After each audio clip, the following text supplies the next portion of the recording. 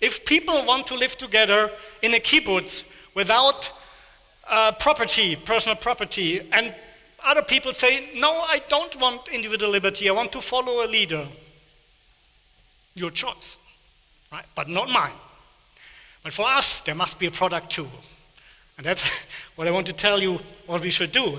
I'm often hear students in their early 20s telling me, well, I've written a book, I've read a book by a scholar, and this scholar says, and he has logically proven that his system works best for all of them. Well, people are different, and probably some of you, who has ever invested on the stock market and made a loss? Okay, these people who now raise their hand, they are probably more humble than the student from my story, because we have already experienced that the best research trade can go wrong. And in the market of living together, probably it's not different. You come with your scholar and with your book, you make your society, and we will see. Imagine if we have a real market of competing societies, of competing ideas, and many things that are discussed here in this forum and others for decades, they will prove wrong within 5 weeks, right? Imagine we are reading here again 10 years from now, and people have started their own societies, and somebody is telling, well, I have written a book and I have studied so many scholars, and I came to the conclusion that an unconditional basic income for everybody is the solution of all our problems.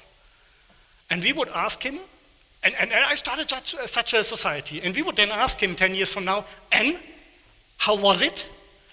Well, the only people coming were recipients, not payers, right? Nobody who wants to pay, only recipients were coming. So that is it's that easy, right? It's that easy. Just you try it out and we find out. Now I tell you my concept. Imagine a private company offers you the basic services of a state, that is protection of life, liberty, and property in a defined territory. You pay a fixed amount for those services per year.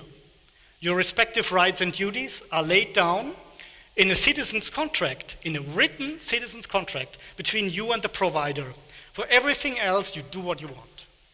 Thus, you would be a contracting party on equal footing with a secured legal position, instead of subject of the government's or majority's ever-changing will. And you only become part of it if you like the offer. And this is exactly the idea of free private cities. For the first time in history, Rousseau's requirement of initial consent would be fulfilled. And there's no need for political participation, because it's just a framework, just security and private legal system. So it's self-determination instead of political participation. You can be an individual sovereign. You say, okay, there are 10 different offers in the region of the world where I'm living in. Show me your contracts. I like this one. I'm going to move there. And what we are offering in this free private cities framework is basically a framework for a spontaneous order to be created. So from a philosophical standpoint, a free private city is basically, I have some echo here, is this? Yeah. A free private city is basically a classical liberal minimal state, but it's provided by a private company. And it is also an operating system, like a computer system, that is open to more state ideas or less state ideas, right? Maybe that is not enough state for me. I want a free private city with social security, education, and all that. And other people say, no, that is, even Tito's idea is too much state for me. I don't want any security, any rules. That's fine. We have the opportunity to offer everything. And even as an entrepreneur, I could say, oh, well, I'm offering for this group and that group and this group. There's no ideology. It's a market, right? And the advantages are are manifold. I mean, people say, well, what's the big difference to Monaco? Well, that's a big difference. The prince can change the rules any day. I can't, I'm a service provider. If I do, you go to the independent arbitration, say, didn't say that I have to pay for this new swimming pool, right? So, legal certainty. Every resident has a signed agreement with the operator. This contract clearly defines the respective rights and obligations of the contracting parties, and it's enforceable by every resident. The operator cannot change this agreement unilaterally, and conflicts about its interpretation or fulfillment go to independent arbitration. Secondly, you have guaranteed security. Since you are paying for the protection of your life, liberty, and property, and only for that, you have a corresponding claim against the operator. So if your bicycle is stolen, you come to me and say, wait a minute, I pay for security. And I say, true, my fault. Here's the money for your bicycle, for your stolen bicycle. So the first and foremost task of the private security or police is therefore to provide for your security around the clock. And if you become victim of a crime, you are entitled to compensation. The police has to follow predefined and known rules of engagement, like the security on a cruise ship. Third, more freedom. Apart from the security package and the respective payment that comes with the contract, you can decide by yourself for what goods and services you want to spend money and which charity and political causes you want to support. You have full freedom of action, limited only by the respective rights of others and the basic rules laid down in agreement with the operator. This includes free speech, full freedom of contract, and freedom of association with your fellow residents. The interaction between the residents happens on a purely voluntary basis, not based on coercion.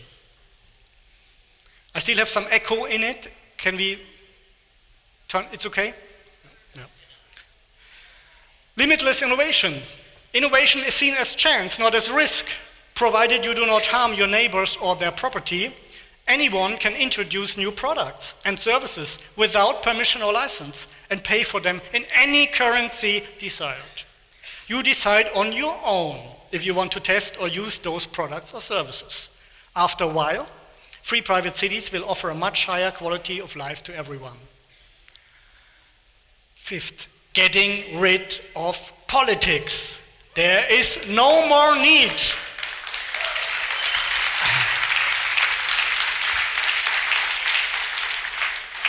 There's no more need to argue and to find political compromises between ideas which are incompatible. Instead, specialized cities catering to specific ideological concerns are conceivable. Everybody can go into the system that best matches his or her convictions and personality. Given voluntary participation, everything is possible. This simple rule, voluntary participation, has the potential to disarm and transform even a totalitarian ideology into just one product among many. Sixth, and we can ease the migration crisis. Many people all over the world are suffering from political systems which are so bad that economic development or personal freedom is impossible to achieve. Others belong to minorities who suffer from political or religious intolerance. So they decide to emigrate. Creating free private cities in or near their home regions would establish a viable alternative for them. This would not only take away pressure from the main immigration countries, but also serve as a role model for the affected regions.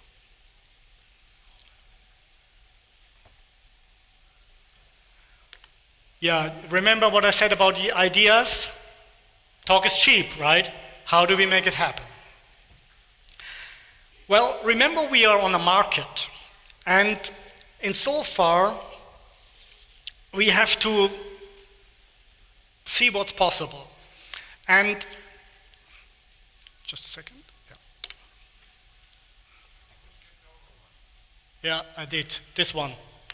Thank you. Yeah, remember that we are on a market, And insofar, on a market, we are normally achieving things for profit, right? Don't we? And isn't this giving us all food and clothing and housing because companies are working for profit? Yes, that's true. And it's true because profit is giving the right incentives.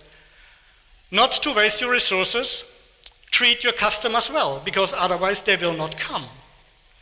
And because this is the case, you can then say, well, why not for profit also on the market of living together? And that's exactly what I want to do. The requirement for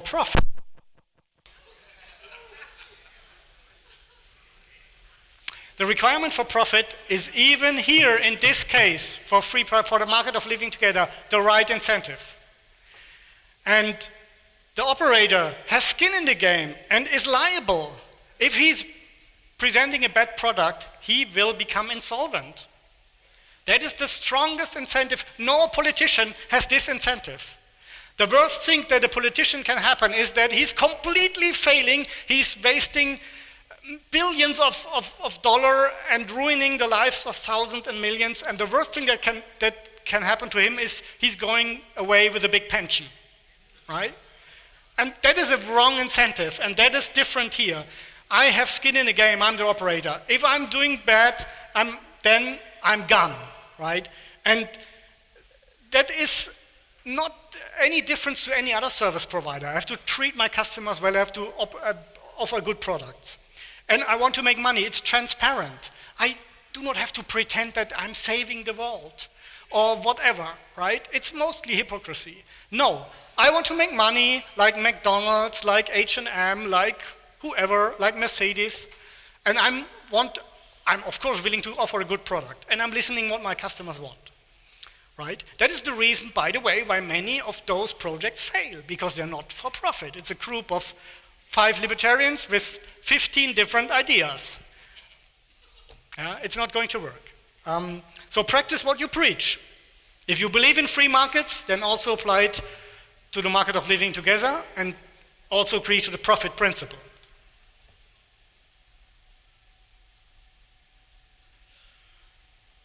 Now for strategy, the ideas, making ideas happen. To make this happen, we need a certain autonomy. We don't need to have full sovereignty. This is Hong Kong. Hong Kong, the relationship between Hong Kong and China is something, it's called a special administrative zone, that can be a blueprint for a free private city.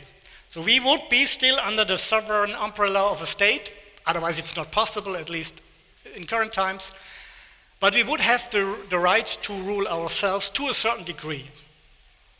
We need a consent of a host nation. That is also another reason why projects of the past, like Werner Stiefel's Operation Atlantis or the Minerva project in the Pacific, failed.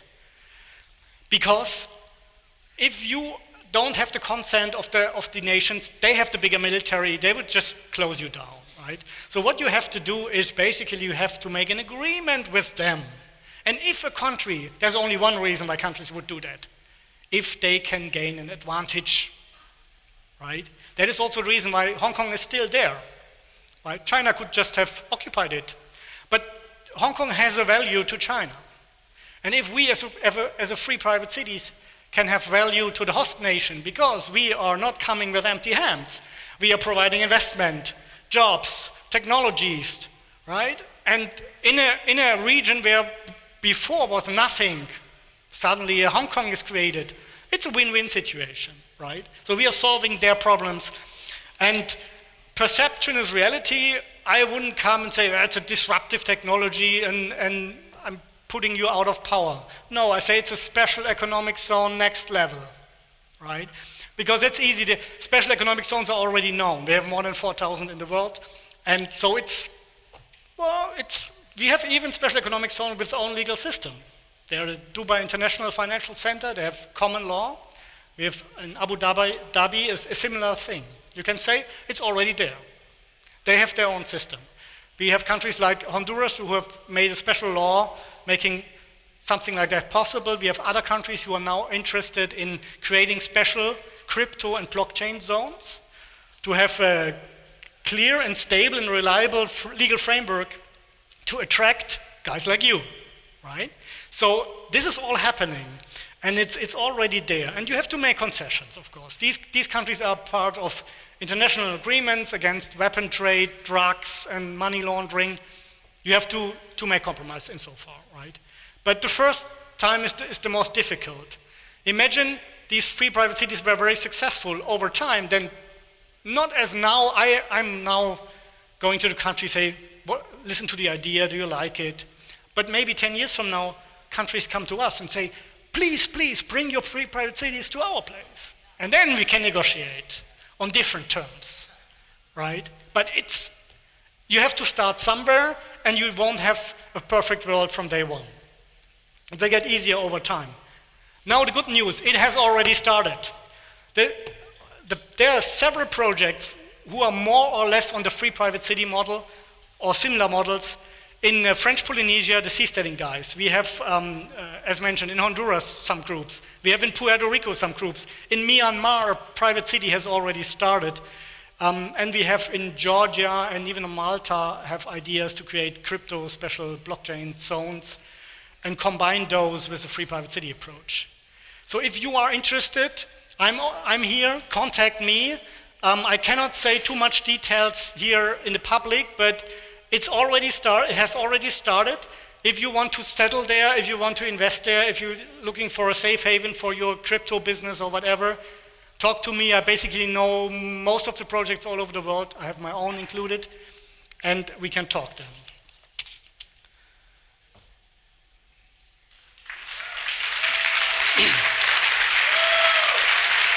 Thank you. Conclusion. You never change things by fighting the existing reality. To change something, build a new model that makes the existing model obsolete. That's the idea.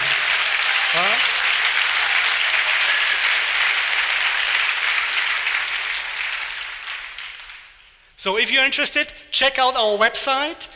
There's a newsletter which is not coming very often. It's basically every 2 or 3 months giving you an update about the newest developments. And I'm happy to talk to you, to interested parties here, see what we can do together. Again, time for arguing is over. Let's take action. Thank you very much.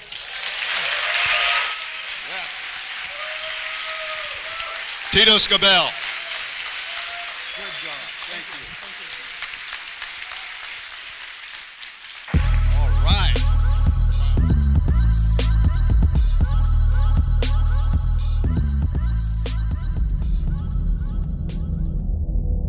There was an idea. To bring together a group of remarkable people. To see if we could become something more.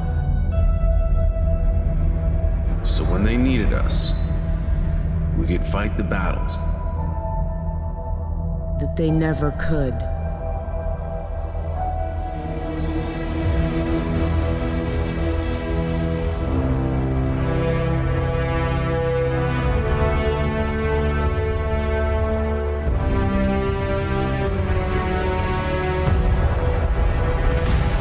In time, the state will know what it's like to lose. To feel so desperately that it's right, yet to fail all the same. Dread it. Run from it. Freedom still arrives.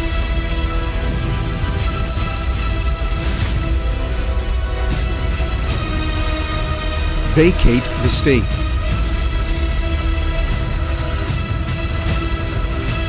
Engage all the speakers and get this man a microphone.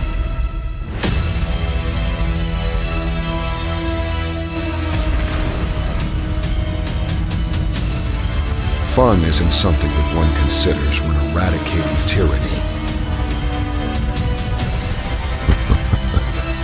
But this does put a smile on my face.